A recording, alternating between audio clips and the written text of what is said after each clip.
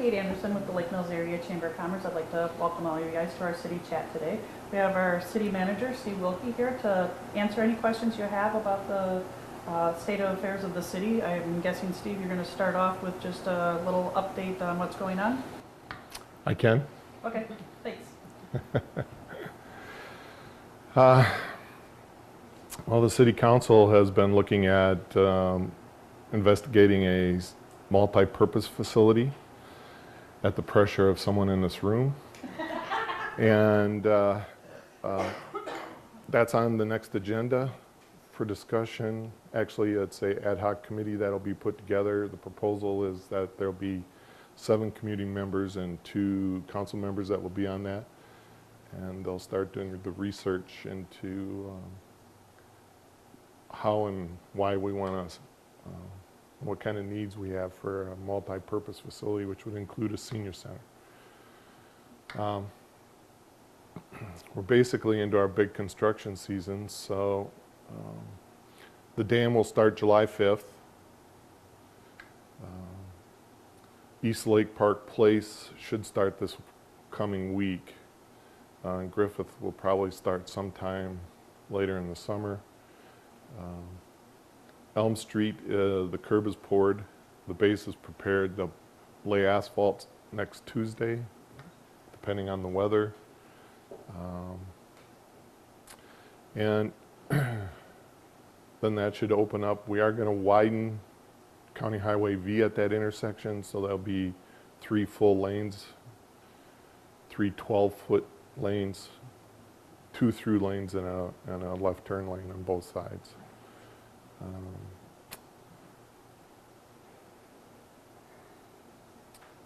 We've been applying for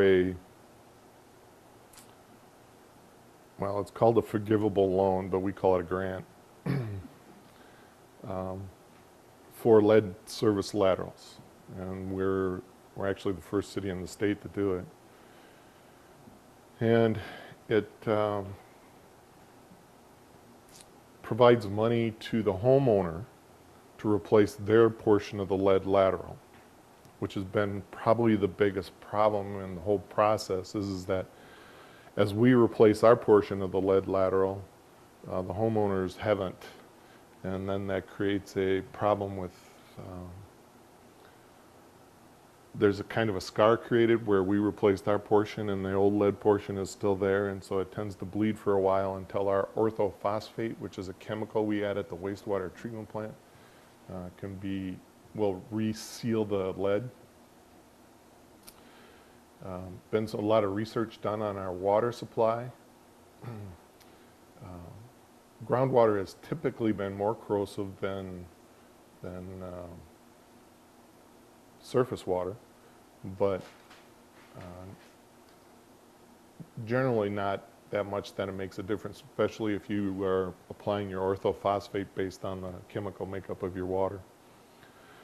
There's some debate on well number 6, which is the one at the end of CP Avenue and American Way,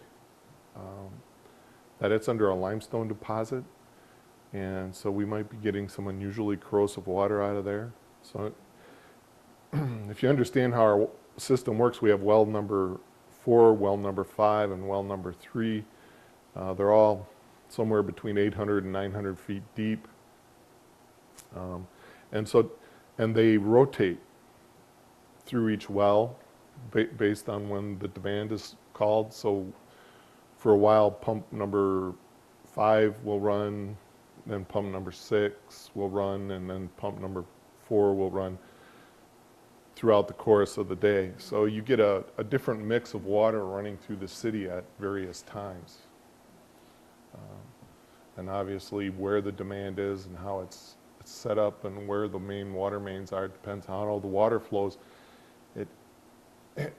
It's made for some real difficult analysis of the water system because there's nothing consistent about how the lead tests have occurred. So we've been doing a lot of research. It's fun reading minutes that were written in 1857 because they're in that calligraphy form and they're very difficult to read. but our water system was organized in 1891. By 1912, the first report was done on it. We had about, I don't know, 16,000 feet of water main already installed. Cast iron was the standard for the water main. Lead-tipped rubber gaskets were the joint, and then lead services were the standard. That being said, lead was more expensive than the cast services. So the city did allow casts. We noticed on Water Street that more of the services were cast than lead. But lead, the reason lead was so popular was because it was easier to work with. By 1935, 90%, well, 80% of our existing water system was in place.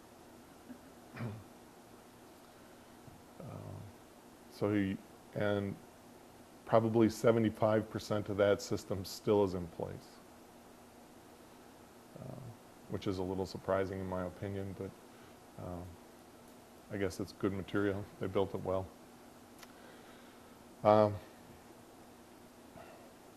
We have, in the last several years, replaced a significant amount of water main. And we replace, when we go in now, our standard is ductile iron water main with cement, that's cement lined, and copper services. So we replaced, like on Ferry Street, Marguerite, Prospect, those streets probably had lead services. I know Ferry did for sure because they documented all those. I saw that.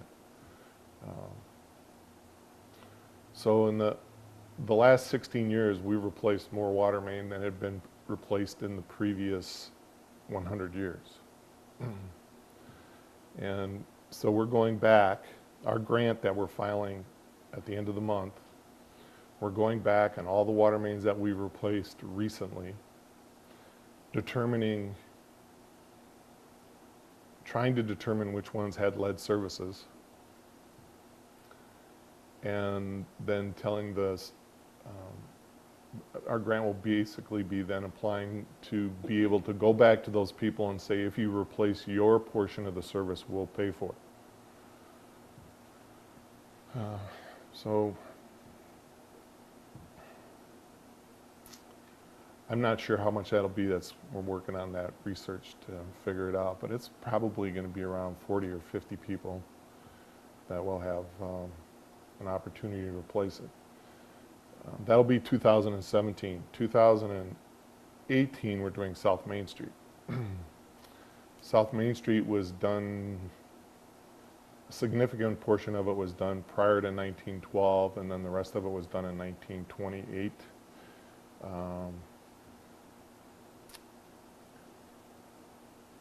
So I'm going to assume that there were a lot of lead services on that street.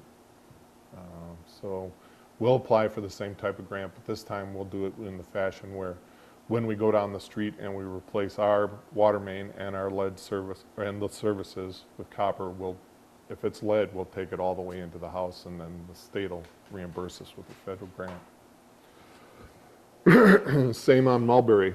Mulberry is another one that was done even earlier, probably in the 1912 time period. And we're doing that in 19, so we'll come back and do exactly the same, file for a grant. We'll price it all the way to the house if it's lead, and then file for the grants to get that completed. So that's pretty much where we're sitting on the lead lateral services in the city of Lake Mills. Are there any other questions on that? Yeah. Just backing up to what you said about Water Street, because I live on Water Street. So you said it's cast iron rather than lead? What we've noticed so far is that most of them were cast iron. I'm not going to guarantee that all the way through. Generally, the homeowners install that portion themselves. And so depending on their economic condition at the time, would probably determine which one they selected. So it, you know, like on Mulberry Street where the Fargos lived, I'm pretty sure they're going to have lead.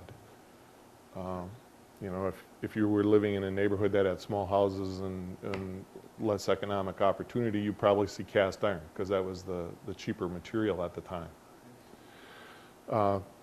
So depending, we could go down the street and they might all be cast, they might be 50% cast.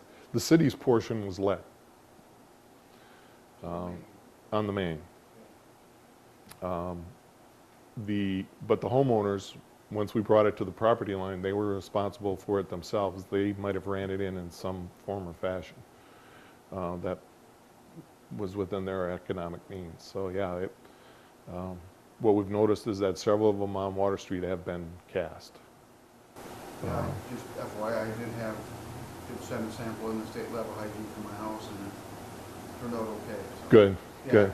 Not that matter, so anyway, yeah. Have you talked to the, do you know you have a lead service?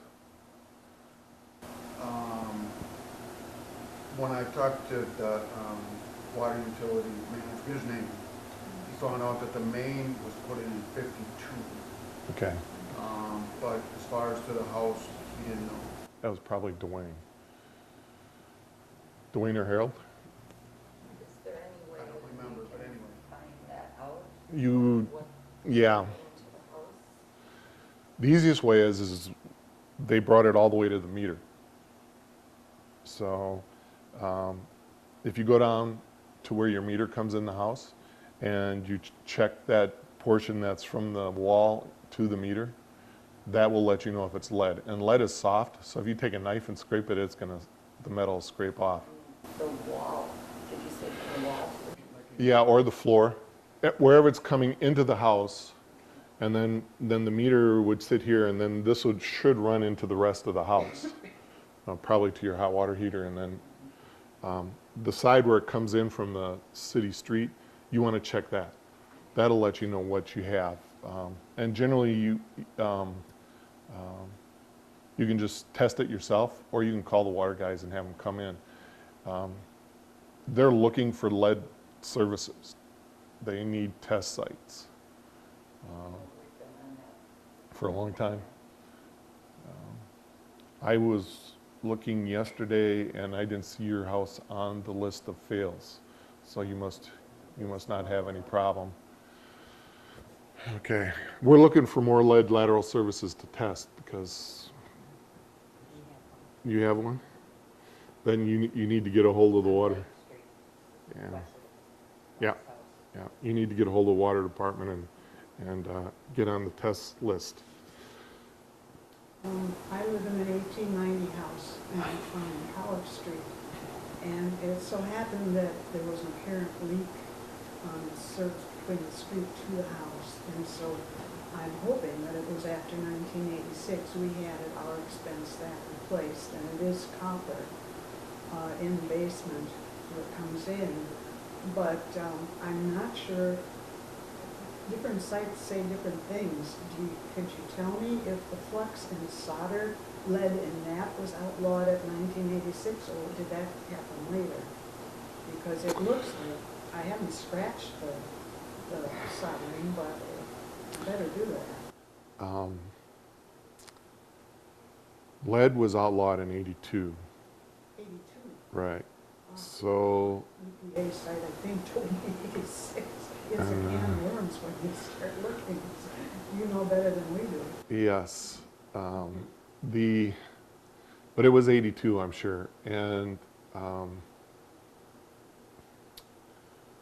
but if they ran the service in, did they replace all the copper in the rest of the house? In 2005, I replaced that. Okay, That then was much later. yeah, then you shouldn't have any. What I'm interested in is, do I have old mains under College Street with the lead? That's very large potential. Okay. Could you, I hate to ask for a personal opinion, but I'm kind of leery about state lab tests because of supposed surges or glops of lead suddenly come in. And I'm going to, thinking of one of these filtration things that you attach to your drinking water that supposedly takes out heavy metals. And what would you do in my situation if you didn't even tell me? Because I can't figure it out. I have tried to educate myself on this. The DNR has provided a list to the water department of filtration systems they recommend. Oh, good. Okay. So if you call the water department at 648-4026, they will give you a list. Okay. That's one of the debates we've been having is there's no water in our source, there's no lead in our source water. Yes. So it's all coming from the system. And so they're looking at a couple different things. We're starting to branch out into several different studies, and one of them is soluble lead versus total suspended, total lead. They say that they're,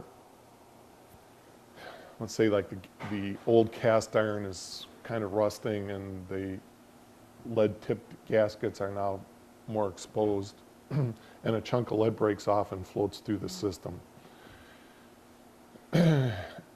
That's different than lead that's actually suspended in the water. Now when you do the total lead, it shows up differently versus this soluble lead. If you talk to the Jefferson County Health Department, they'll kind of help you figure out how to flush your system, because getting rid of the chunks of lead is different than the soluble lead. They have a pretty good idea of how your water tests, what the soluble versus total suspended would check out as, and then they can give you a recommendation for how to flush your house. Because if it's solid chunks, that's generally things that are stuck somewhere in your pipes or in the screens, and can be flushed. Well, I appreciate that, because at some point either I or my parents are going to have to sell the house, and you want to be able to tell a prospective buyer what the water. Right. I don't think a lot of people really know about the problem. I know that we get things from the water department. I think it's twice a year, and it's got quite a bit of information, not very much about actual testing of children's blood, but it's not exactly sexy reading, and I don't know how many people really. I don't know. Generally what happens with blood tests is the community physicians would start to note that, and then they would let us know if there were high lead in the blood. They would report that to Jefferson County Health, and we would be in. So based on the knowledge we have, there's not a problem. Now in an individual house there could be, so it doesn't hurt to have it checked. Talk to the Jefferson County Health Department though. I'll do that, because the more that I learn, and I'm still in the early stages, the thing that really bothers me is that unknowing families, they really should have their children tested. Normally, I think in Wisconsin, they're tested at birth or shortly after if you have a pediatrician. But up to age 6, it's mighty important. And I don't know, I think that should be the first priority myself. And we're going to evidently have to wait for the finished public education program until the end of this year. And, so that's my major concern. That children don't seem to be the first priority. Lake Mills is really a wonderful place for raising families, but it would be reassuring to know that the city's being really proactive about that testing business. Since we don't really know where all the pipes are, evidently that might be a problem. Yeah, the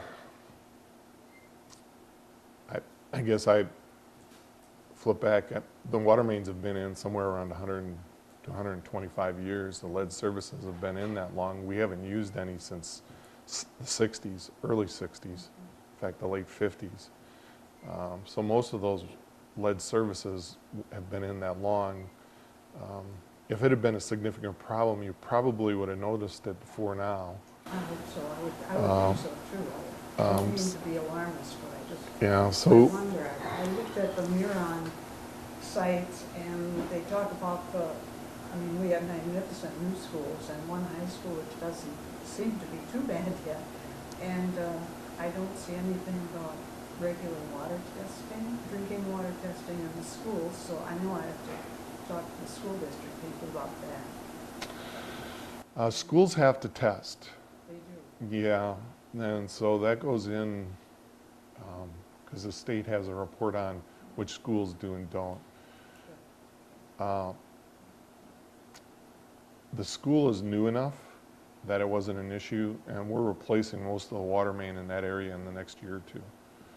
This year we're doing East Lake Park Place, and then in 18 we're doing Main Street. So all the services into the school are and we did Catlin 2 years ago.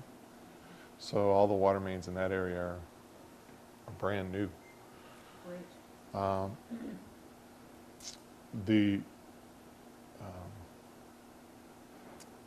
Yeah, I would talk to the health department though if you have other concerns. If you're concerned about what the service is coming into your house up to your property line, talk to the water department. They can pothole that, and they have a system where they blast water in and then suck it out, and they can create a little hole about that big, and they can check to see if it's lead or not.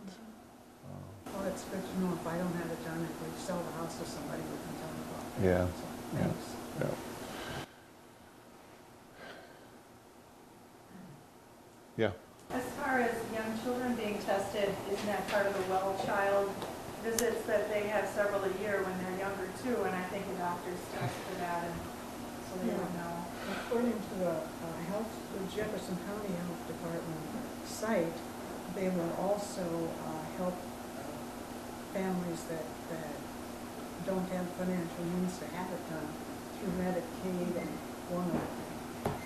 But I just wonder, in connection with that, can you tell me if people who rent in this city and who don't pay their utility bills, do they even get those printouts that come to the rest of us that are paying light and water? Yes. Good. Yeah, everybody gets a copy of that. Every residence gets a copy of that. And then the building owners do too. Generally, it's more important that the building owners get it because they're the ones that are responsible for the changing out. But yeah, everyone gets a copy of that. We have it posted on our website. It goes into the newspaper. So there are several options for finding out. I know that the city is real split on which newspapers they take and which radio stations they take, and so it's hard to get consistent information out, but we do what we can. Oh, I love the fact that I can sit at home and watch all these meetings where you're all slaving. It's very good. Good. But a lot of people don't have time for that, young people, interest or time for it. Yeah, I'm pretty boring. Where is it posted on the website? Is that the city website or is it under the water? Well, it's definitely on the light and water utility one. So, but if you go to the city website and you go into departments, it'll take you to the light and water department. Okay.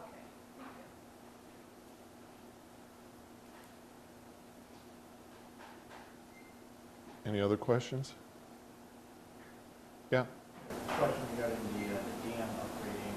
It's coming two years ago or so, I said in the little meeting. At that time, I think there were several, three different options of those possible solutions to secure enough water on their farm.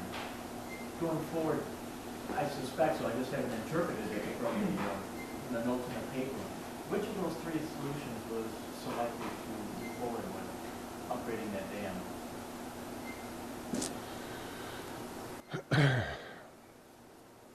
I'm trying to remember the three solutions.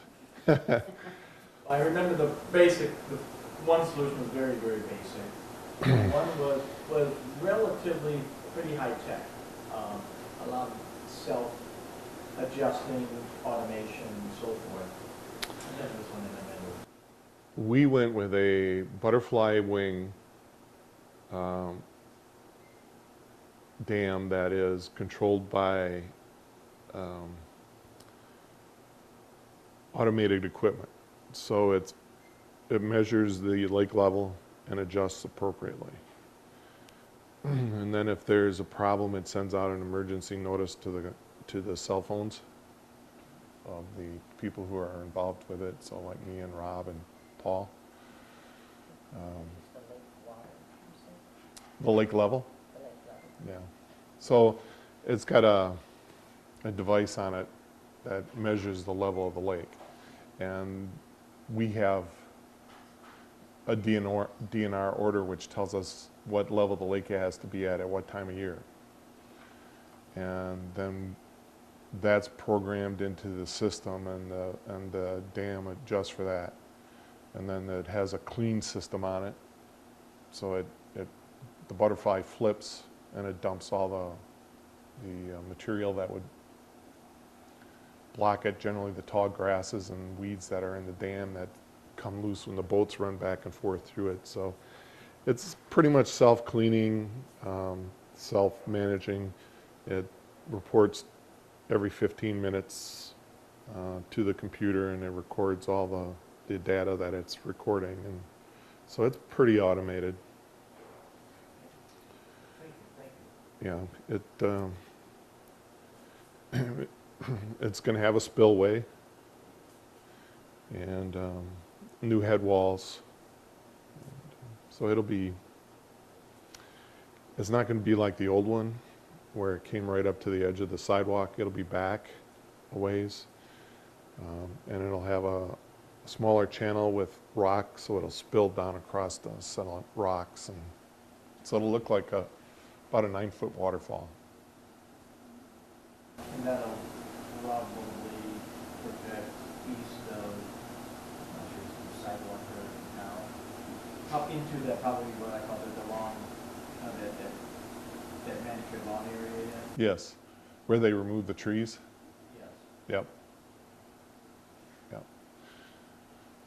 So they'll have a siphon bypass system from the mill pond into the one manhole that's right behind the sidewalk there. And they'll put in a cofferdam, and they'll basically then remove all the existing dam and the existing pipe up to the second manhole, and they'll run a 4x4 box from the dam under the sidewalk into the Legion, and then it'll spill out into an area that drops about 9 feet and then enters that one manhole and then runs under the highway. During the construction, will Main Street be impacted at all? Nope, nope. That was a nice thing about setting it up the way we did is that now we don't have to bypass across the highway. We can just bypass into that one manhole. So the only street that will be impacted will be Veterans, and they have to keep that open for the fire department. So it's a pretty minor construction job in comparison to what the original one was. You know, How long estimated will that take for them to do? I haven't seen the construction timeline Yeah. yet. I was just curious if it was like a 4 to 6 week project or an all summer project. Or in between. Well, every contractor has different means and methods. So one contractor could probably do it in 2 weeks, and another one might take 8 weeks. So I'm not gonna guarantee right now. When does this begin? July 5th. Which if, we're talking contractors here, so. The asphalt was supposed to be laid on Elm Street last Friday.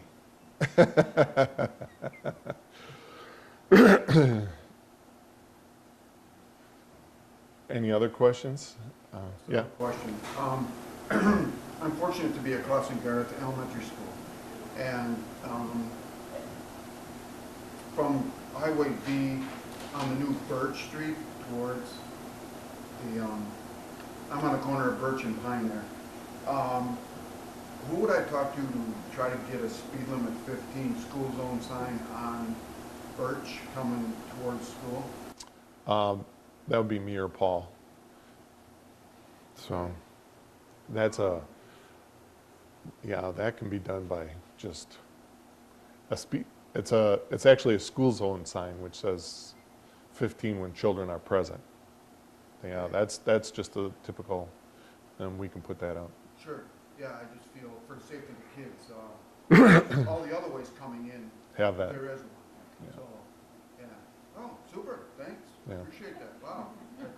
Again, for the safety of the kids, Yeah. Yeah. it would be great. Normally, when you change speed limit on a street, the standard is 25 in the city. So if you change a speed limit in the city, you're technically supposed to do a speed limit study. But when you're in a school zone, that's automatic. So Birch Street at a school zone would be, you could put up when children are present 15, that's not a problem. So from Pine to V, that Birch, that Yeah. is considered school zone? Yeah. Okay, good. That's what yeah, good. Thank you. Good.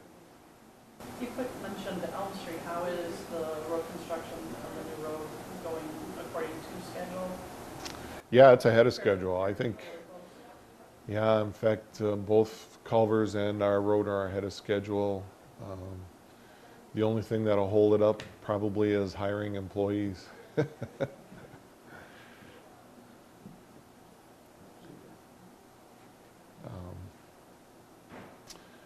I've shipped out budgets for 2017 this week to all the department heads.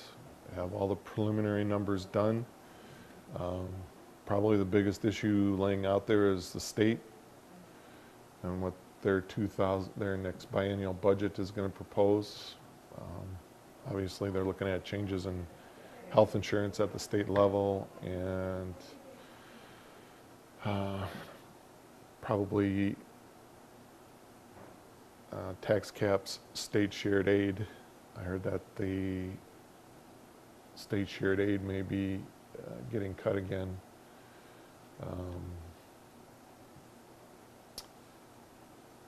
What else?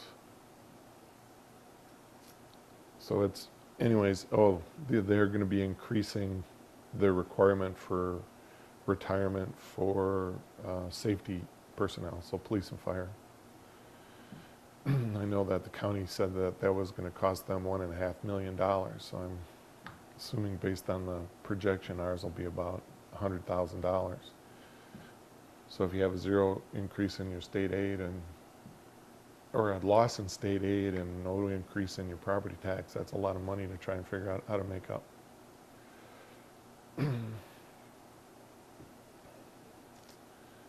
But otherwise, we're on line to have our first budget out on September 1st to the council. Probably the biggest items in the 17 budget will be the water or the sanitary sewer running extended out Water Street up to Main Street, so that we'll then have the city split in half. The north half will flow down Lake Street and the south half will flow down Water Street. Used to be it all flowed down Water Street, and then in 2004 we shifted it to Lake Street, knowing that at some point in time we'd split them. So this year we're lining Water Street. We're actually having the existing sanitary sewer that runs from Grove up to Ford Court lined.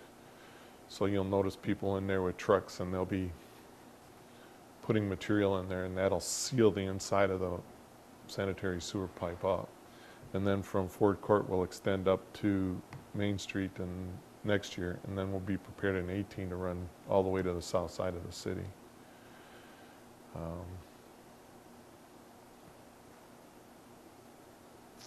good. Brewster Street will be the big project that year.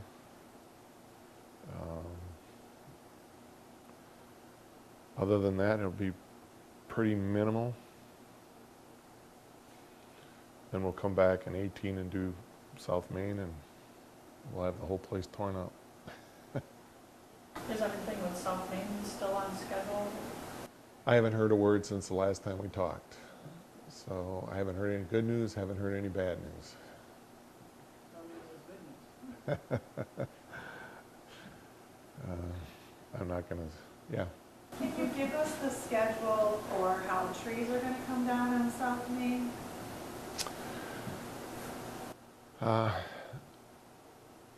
We can start it anytime once that report comes back. So let's say it came back tomorrow, Rob would probably start putting together a schedule that would start in August. And he would start with the dead trees first, and then the birch and the sickest trees. And he would work down through that process. And his process is relatively long because he's got to notify the homeowners, and then they have to go through a tree replacement process because they get to pick a tree that they can put in their front yard and how they're going to place it, and then he has to go through all that. So it'll be a while, kind of slow. So it's not like in 1 week they're all coming down? 'Cause I think that's No. what people are afraid of, is that 1 week they're there and 1 week they're there. No, it'll be a slow process up until the winter of 2017, 18. You Because, got one more winter and then the following winter they'll. yeah, and at that point in time, the state will probably hire a contractor to come in and finish it off. Because we would not have the wherewithal to take out that many trees that fast. Because if everything is approved, the road work's supposed to start in March of 2018? Yes. Yeah. It's supposed to be done in November of 2018 too, and that one. Bigger. Yeah, that's a bigger one. If it's DOT, add 6 months, Problem. trust me. Well, and this project has been done in 3 years rather than the normal 6. So they're all sweating bullets. Because what happened was we submitted our request in 2000 and it got approved in 2002. And then they had a bunch of retirements and they lost our stuff. And so when we went back in 2010 and started complaining that, they kept telling us and then all of a sudden in 2010 they said, no, you're not on the list. And then we said, oh yeah, we are. And they did their research. Actually, when the culvert collapsed under Main Street, and we were complaining about it bitterly that it should have been replaced already because of the project, and the new guy came back and he said, yeah, I found your document. He says, it was lost somewhere, and he says, yeah, we'll get it taken care of. That was one of the reasons why we got state aid on that project.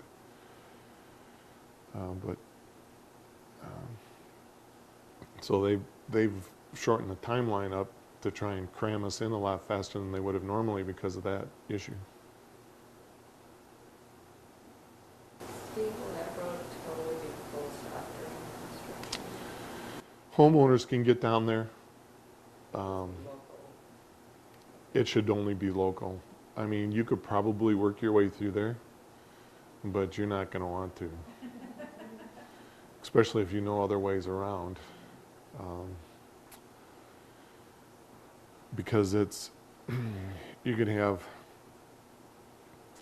the sanitary sewer is going to be on a large portion of it 20 to 28 feet deep. And based on standard construction processes, if you shelf that would be 2 feet on each side. You'd be like 60 feet wide at the top. Now, obviously, they're going to box that and try and keep it as narrow as they can, but it's still going to be pretty wide. And then you got to think they've got to have their backhoes and their wheel loaders and all their materials stacked up there, and they're going to be hauling rock in and out and dirt, and so it wouldn't be a place you'd want to be unless you absolutely had to be in there.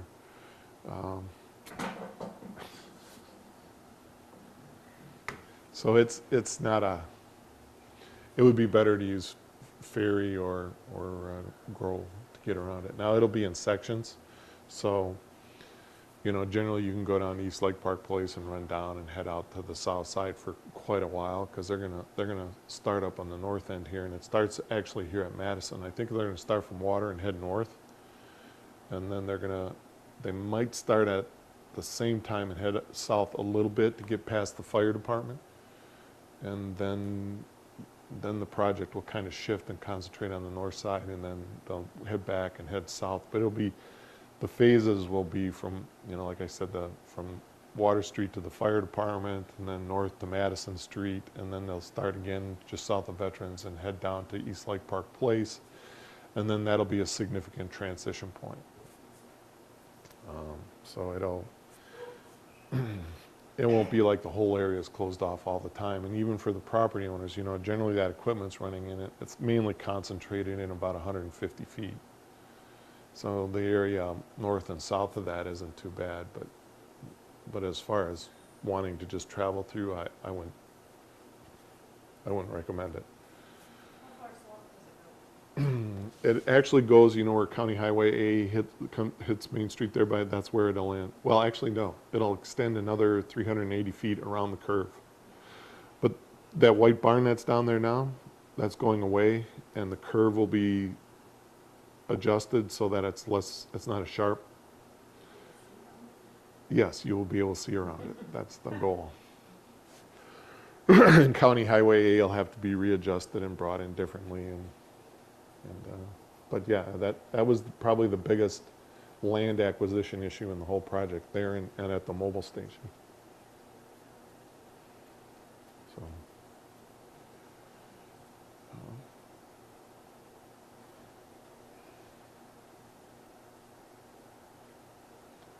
you've been kind of slow recently. Is there anything else? We're right at that hour mark, so thanks everybody for coming. If you have any other questions, I'm sure Steve will stick around for a little bit and answer them. But thanks. I can answer a question that I know. We've issued 3 industrial wastewater permits this year. Wisco, Terranina Brewery, and Osprey. And there was no indication of,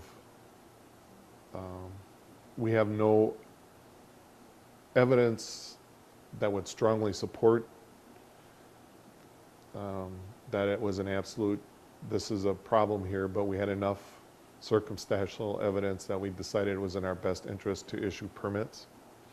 And those were all 3 heavy BOD, because remember, BOD is oxygen demand.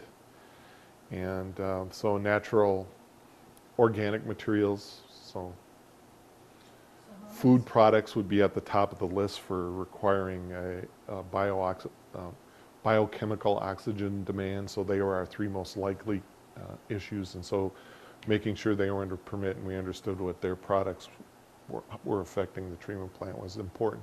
To say that we knew that someone was in violation, I wouldn't go that far. So how many still need, how many are still out of date that need to be renewed? There are none that we have requested other than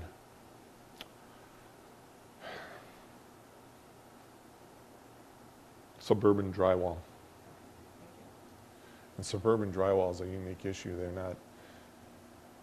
They weren't a bio-oxygen BOD issue. They were the drywall material was filling the sanitary sewer and making it narrower.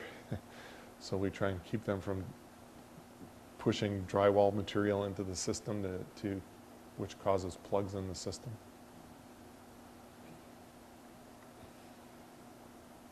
Okay, thanks everybody for coming. Thanks, Mr. Steve Wilke.